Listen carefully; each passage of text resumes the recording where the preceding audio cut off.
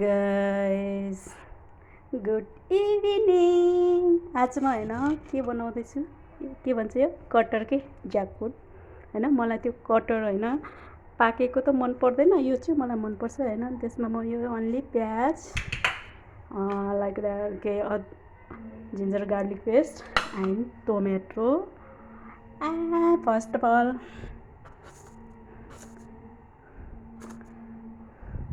यो मेथी राखेँ होइन, फ्यानल सिड होइन।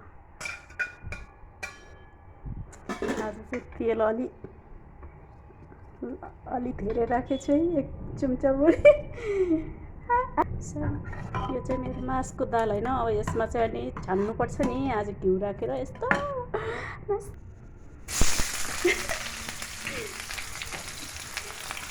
यो चाहिँ प्याज होइन अलि